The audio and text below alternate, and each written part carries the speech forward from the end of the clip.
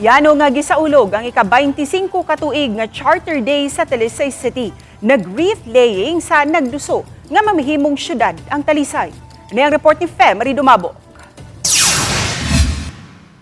Gibuksan sa Santos nga misa ang yanong kalihukan sa Talisay City Hall. Gisunod ang wreath laying sa hulagway ni kanhi kongresista sa 1st District, Eduardo Eddie Golias, kinsa nitaliwan nito Nobyembre 6 sa niaging tuig, nga nangamahan sa pagpasar sa balaod nga naghimong syudad sa Dakbayan sa Talisay. Sa pakiginabi, gipasabot ni Mayor Samsam Golias, apo ni Eddie Golias, nga ang kayano sa kalihukan subay sa katalagman nga nasinati sa Dakbayan sa miaging tuig.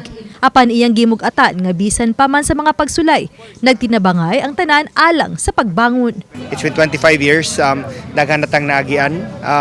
Sa tanan natong naagian, ato man nang ma-rise over na obstacle, and walay rason na kanino obstacle na atong giatubang karon dili ta maka-rise ani.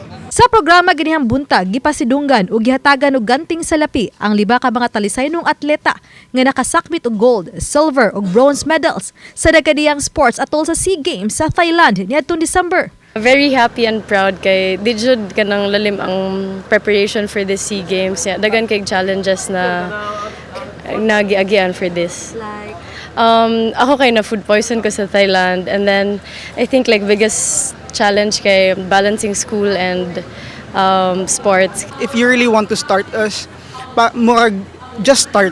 Bisag wala kay anything, ayo lang huna na ang onsay equipment sa other people or onsay na animo. The best equipment you have is what you currently have. Samtang gibuksan na sa ganihang buntag ang pickleball ug paddle court. Ang dugang pampaugnat sa kusog sa Talisay City nga libre lang.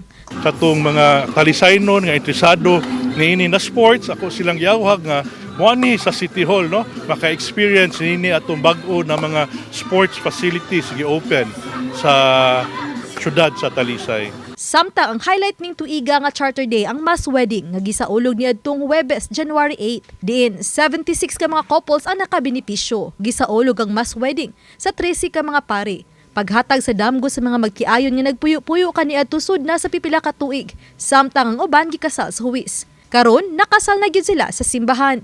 Gilibre sa kagamhanan sa Dakbayan sa Talisay ang paghikay sa ilang mga dokumento ug hangtod na sa ilang reception. Gabahin sa ilang salo-salo ang sikat nga lechon baboy sa Talisay City nga gihatag aron saw-an uban sa ilang pamilya matag magtiayon. Uban ni Godfrey Relien, Marie Dumabok. Balitang Bisdak.